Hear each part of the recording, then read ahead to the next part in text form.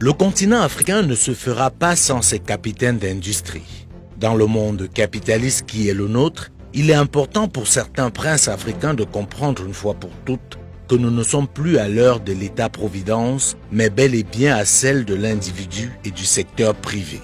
Très souvent, dans plusieurs pays africains, les capitaines d'industrie sont combattus, marginalisés et frustrés. Tout laisse à croire que réussir en Afrique est un problème. Pendant qu'en Occident et dans le reste du monde, les États font tout pour protéger leurs capitaines d'industrie, dans certains pays africains, c'est tout le contraire. Ceux qui dirigent ces États font tout pour faire tomber leurs champions, ceci au profit des investisseurs étrangers, ce qui leur donne dès lors un double avantage, car ils sont protégés et soutenus par leurs États et sont traités royalement en Afrique. Il faut tout de suite noter que ce phénomène est plus l'apanage de l'Afrique dite francophone, car dans certains pays, notamment anglo-saxons, les choses se passent différemment. C'est le cas notamment au Nigeria. C'est donc pas un hasard si le plus grand capitaine d'industrie du continent africain vient de ce pays. Le Maroc fait également figure d'exemple dans cette démarche. Le roi du Maroc, Mohamed VI, a fait des capitaines d'industrie marocains sa priorité. Par exemple, entre 2001 et 2019, il a fait 21 visites officielles dans 13 pays, mais toujours accompagné des plus importants chefs d'entreprise de son pays. Ceci dit, comment comprendre qu'il soit si difficile pour un Africain d'investir en Afrique? Ce constat a d'ailleurs été fait par Aliko Dangote, qui a rencontré les plus grandes difficultés pour investir en Afrique francophone. On se rappelle de ses déboires au Sénégal et au Cameroun. Comment pensons-nous réussir à nous développer, à élever nos standards de vie quand l'essentiel de notre économie est contrôlé par d'autres? Le marché américain appartient en priorité aux Américains, le marché chinois aux Chinois, le marché européen aux Européens, etc. Ce n'est qu'en Afrique que notre marché appartient en priorité aux étrangers. Quelle place accordons-nous à Aliko Dangote, Tony Enoumelu, Gervais Kofi Djondo, Paul Fokam, Jean Kakou Diagou et les autres? Déjà au niveau de la considération.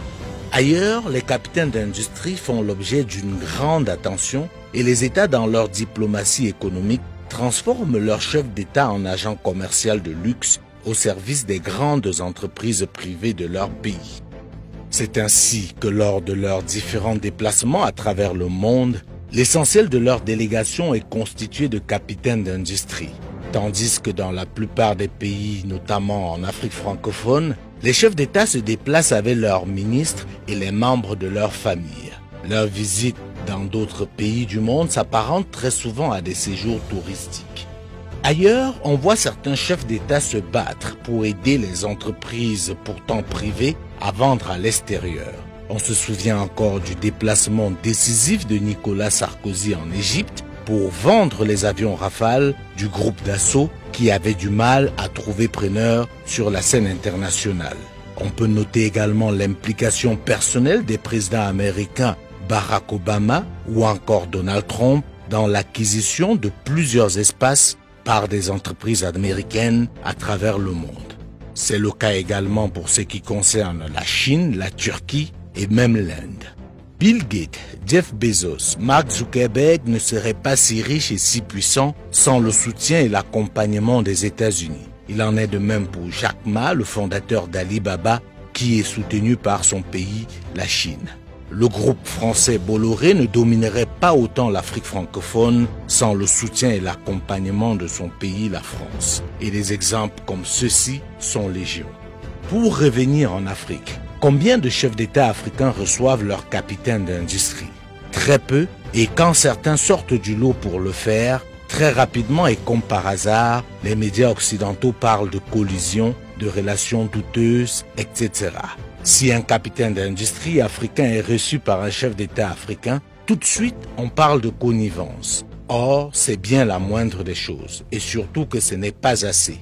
Les capitaines d'industrie africains devraient être reçus régulièrement par les chefs d'État africains, ce qui est très loin d'être le cas aujourd'hui. Alors, arrêtons de nous laisser manipuler.